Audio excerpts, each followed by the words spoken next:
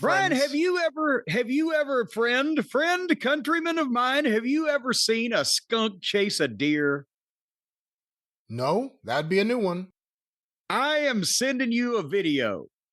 Stacy's emailing it to me, and I'm going to email it to you. She tried to tweet it, but it wouldn't let her tweet it or whatever. I don't know how these things work. But again, last night, the motion sensor light in the backyard goes off. And Stace looks out the window. She grabs her phone and videos it. That Sputnik the skunk is back. And remember, I told you, because we got a semi-decent look at him. It was in a darker area.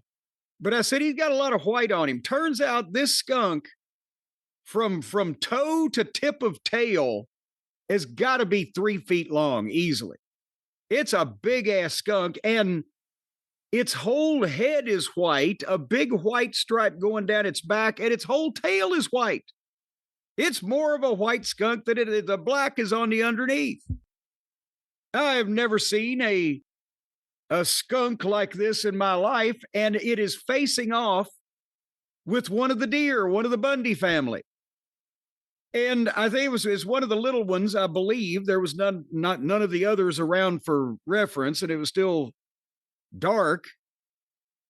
But the deer would look at it, and it would run like a couple of steps toward the deer, and the deer would turn a giant circle and hop back and look and be scared, but it was chasing the deer.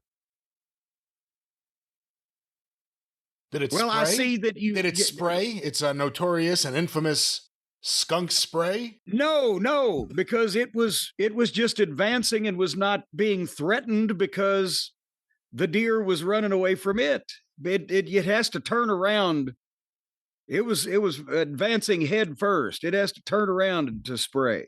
So when I'm driving around and I smell the skunk, like, do skunks, if they get run over, do they release their toxic aroma? Do they? Well, wouldn't you? I don't know. I don't know how it works. I don't know if it has to be a conscious thing. Like, all right, it's time to spray this shit here. But no, if it gets run over by a car, whatever's in there is getting released in some fashion or another, all over the concrete. But what are you laughing at? A poor squashed skunk? What kind of sadist are you? The last skunk I heard about in a car accident was Vince McMahon on the Merritt Parkway. That hair. Well, and he's got that fucking streak in his hair, so. But nevertheless, the point is, if they are threatened, if they're threatened or they're backed in a corner, or something happens that they feel in danger, they will let loose with that shit. And I think there's another reason also, because we had a family years ago living under the walk in the back. We were going to get rid of just the one, but then we saw the little babies. And everyone, we just started closing the bedroom window. It was springtime because they would just let loose with that for summer. I don't know if they were threatened or just marking their territory, but this fucking skunk ain't taking shit off anybody. This deer's 3 times as tall as he is, except if he was to stand up on his back legs and go rawr, then that'd be an impressive looking fucking skunk. I wonder if he crossbred with something. With what? Well, one of these other crossbred things. You don't know about these interspecies situations. We could have it could have been Landon. Landon was more skunk than he was human.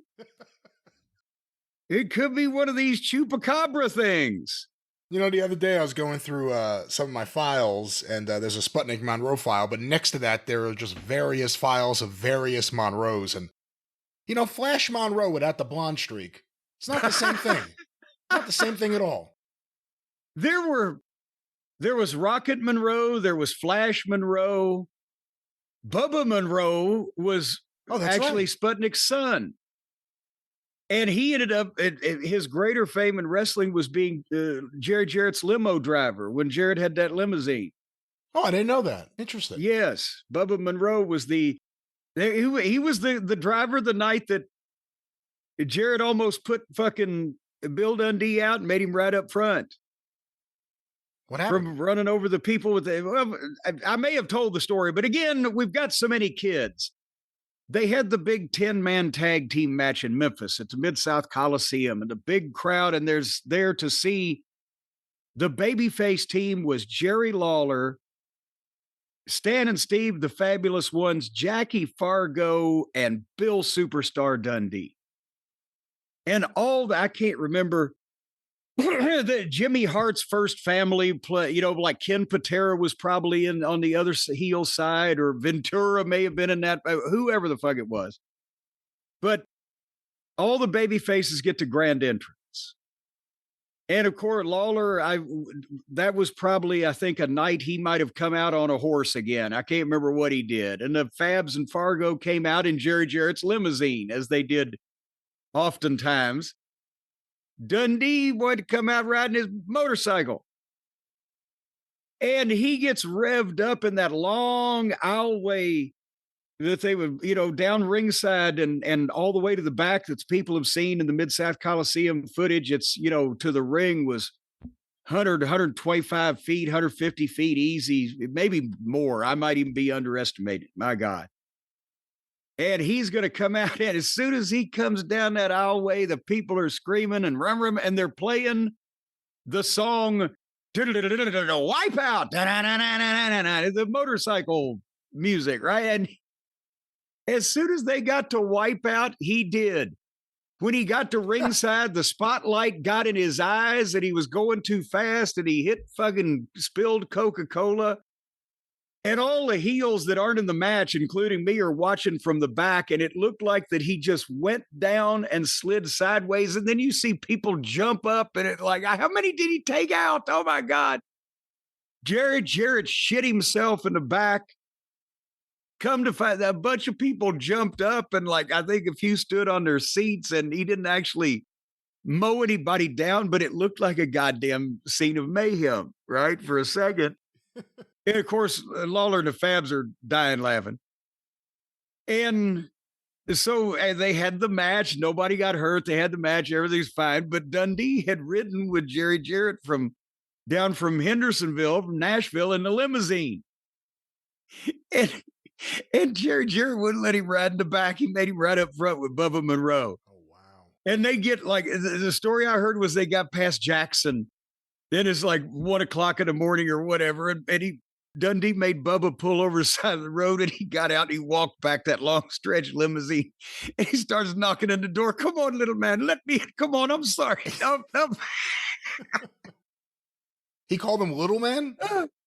Everybody called Jarrett Little Man. That was since when Roy let him take over Memphis, it was Little Man. It was a term of endearment. If you had been shooting ringside still, obviously this is a year after you started managing, would you have been wiped out? Where would you have been? No, I'd have been nowhere near Dundee riding a motorcycle indoors. So I'd have been the last person that got run over. I took pictures one day. They shot that video of him riding down the hill in Jerry Jarrett's fucking giant 100-acre backyard on the ridiculous motorcycle. Video. Yeah, it had a bad reputation. It's just him riding his motorcycle up and down hills. Yeah. And that's why I wasn't about to fucking let him be near me on a motorcycle indoors. But what were we talking about? We were talking about Bubba Monroe and the Monroes, Flash Monroe, the Monroes, Skunks. All the Monroes.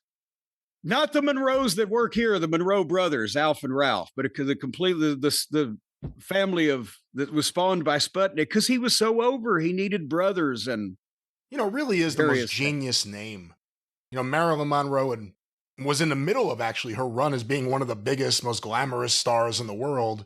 He takes that and Sputnik, which was in the news. But now hold on. Monroe was his legitimate middle name.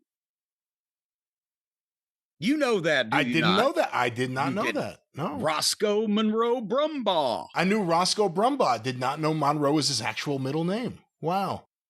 So but he was working before he got Sputnik. In Alabama, he was working as Elvis Rock Monroe. Elvis and Rock at the same time.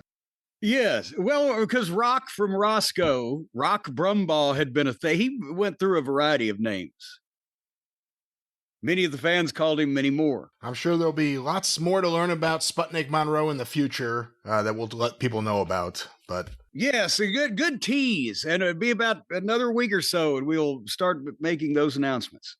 Well, Jim, speaking of announcements, we always like to announce that there's a home and a place for people to go to find the finest Jim Cornette merchandise. It just so happens to be JimCornette.com. Yes, there is, and yes, it is. And while they last, the thank you, fuck you, bye shirts are on clearance at half price. People, I announced that last week, and people have already been going crazy over it. And I've got Hotchkiss on another project, and I don't know where the fuck we're at with those. So if you want one for half price while they last, go there now, JimCornette.com. The new 8x10 photos of me might be up by now. I'm not sure. We've got this big project we're going to talk about next week. So just go there and buy things now while they are available, and then new things are coming in the future. JimCornette.com.